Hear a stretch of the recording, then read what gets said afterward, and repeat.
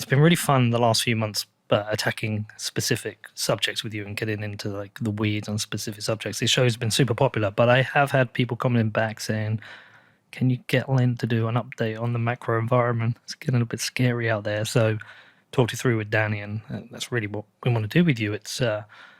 I feel like everything is happening, as you said. Inflation has continued to rise, but there's lots of weird and other things going on. And I know you study this day to day, so I kind of really want to get a bit of an update from you. A starting point really is just more of a general overview. It's like, what the hell's going on, Lyn? Like, what is going on? Well, so essentially, we're having an inflationary crisis, and it's hitting developed markets for the first time in decades. I mean, developing countries go through this regularly, at least many of them do. And now it's hitting developed countries across the board, some harder than others, especially Europe, less so Japan, but really across the board. And because that's mainly because commodities are a global market, and that's a big driver what's causing this, as well as supply chains. And whereas last year we were in this pure inflationary phase, now we're kind of in the central bank counterattack phase where, they kept saying it was transitory. They kept saying, don't worry about it. This will be, there's base effects and things like that. And some of the base effects were real, but they were sugarcoating the type of inflation that we were actually getting and probably about to get. And because they weren't acknowledging how much new currency supply was created in a short period of time compared to real world constraints around commodities and logistics and things like that. And so now we've added a Russian war to the mix, right? So that further makes it challenging to, optimize commodities where they need to be. And then we also have very draconian Chinese lockdowns, very large percentage of the population. And that's the manufacturing hub of the world and the shipping hub of the world. And so that kind of gums up the supply chain problems. And so we both have limitations in the real world side while also having a lot of currency having been created. And so now we're seeing the inflation roll through the system. And it's particularly getting bad in Europe, but it's bad, throughout the world at this point. And so now central banks have their credibility threatened, where they said it was transitory. It's far higher and less transitory than they kind of sold the idea would be. And so now they're in the phase where they're trying to tighten policy, but the whole point is that unlike say the 70s, there's so much debt in the system that trying to tighten policy is kind of this temporary thing where they want to act like they can stabilize this whole thing. We can get back to positive real rates. We can totally normalize this. But the problem is that the only way for the central bank to push back on inflation is to reduce demand. They can't print oil. They can't print copper. They can't print ships. They can't, just magically create new pipelines and get all that stuff where it needs to be. And so they say, okay, there's a supply side constraint. We have high inflation. If we reduce demand, we can take the edge off prices. But what is a reduction in demand? It's a recession, right? And so right now, inflation is very politically unpopular, but you can bet that if you were to reduce demand and increase unemployment, you'd have different types of things that are unpopular, right? That would also be unpopular. And I think that at the very core of it, there's two main problems. One is we've underinvested in energy in multiple ways for several years. And so there's just not enough energy and it doesn't get easily to where it needs to go. So that's number one. And that's very different than the past decade where we spent a large portion of the time with an energy oversupply because we brought in a lot of new types of oil to market, particularly shale. And we also had a slowdown in emerging markets. So demand was less than anticipated and supply was more than anticipated. So we had this glut of oil for a period of time. And that really destabilized prices, brought them low. That was good for some industries, obviously bad for the producers. But now, due to the combination of nobody wanting to invest in that because of the prices were so low and because of ESG concerns and things like that, there's been underinvestment. And we've kind of drawn forward a lot of the benefits we got from shale, right? So that rapid increase in shale can't just keep continuing the way it was, right? There's only so much shale oil that's available. It has very fast decline rates. It requires constant capital injection. So now we're in this phase where we don't really have enough energy. And it also doesn't get to where it needs to be. And so that's just a constraint. And that takes time to work through.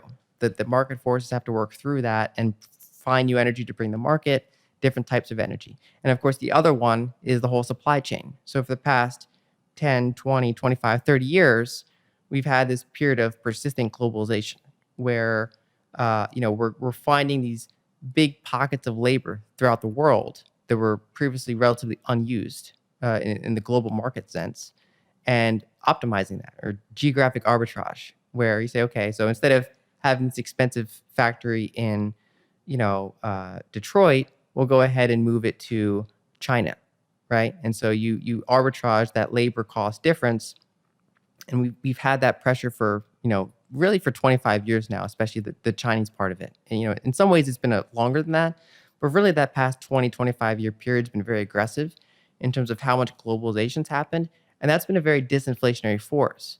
And so the concern is that as that kind of levels out, and then even if it just doesn't deglobalize, if it just stops continuing to globalize, that's going to probably be inflationary.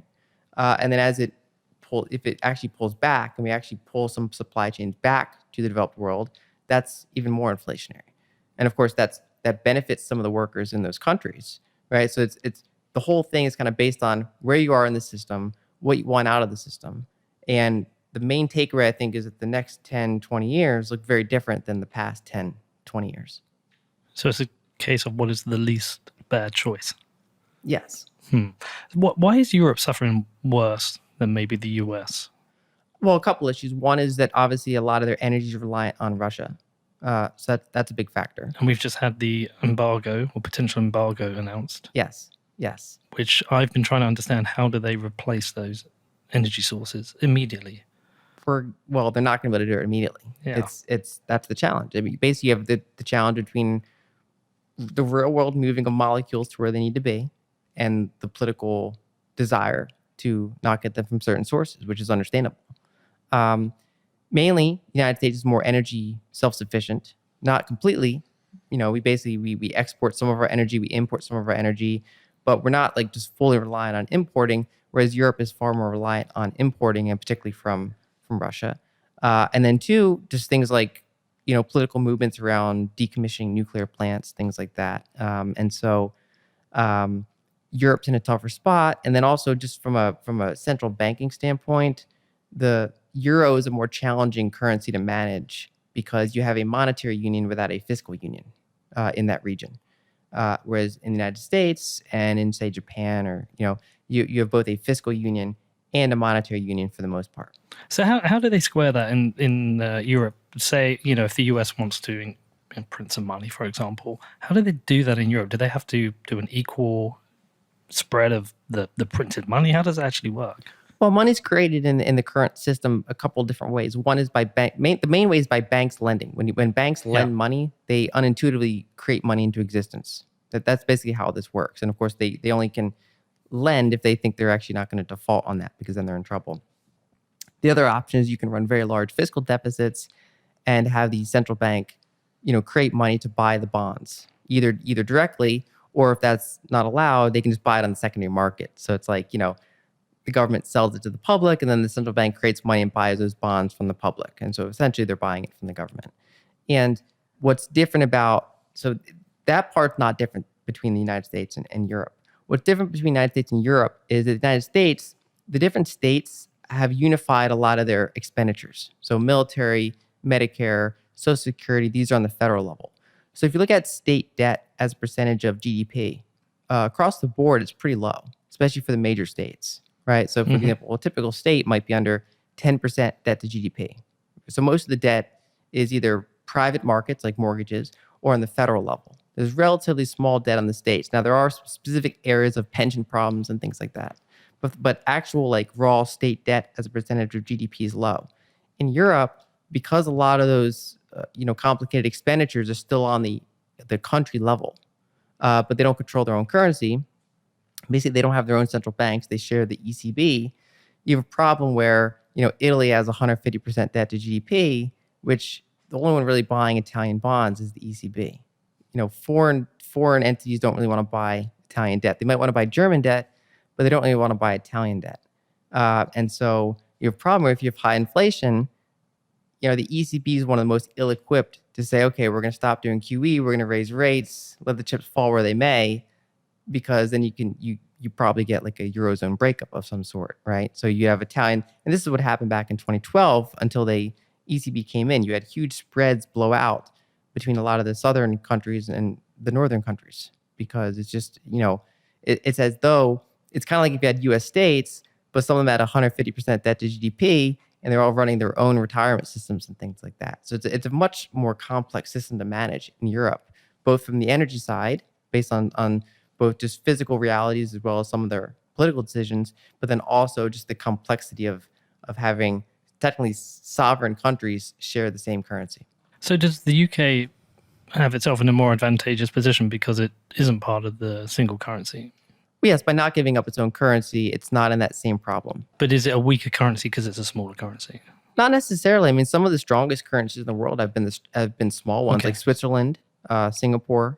One of over the past century, one of the very few currencies that has really kind of kept pace with the dollar has been the Swiss franc, and really it would have been better than the dollar if they had not, purposely stopped it from strengthening. Right. So size matters in some ways in this context, because, for example, if you're a large market, if you're a large currency, you can do things like increase your odds of being able to buy oil, for example, in your currency. Like, so United States can do it, China might be able to do it, Europe can do it. So the bigger a currency is, the more it's widely recognized. But you can also do it by having a long track record of just a very strong current account surplus, very strong currency management. You can be perceived as kind of a safe haven currency.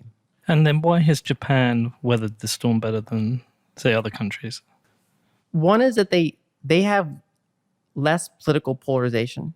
Okay. Right? So they don't have the same problem with Europe, where it's just like totally separate countries trying to work together the same currency.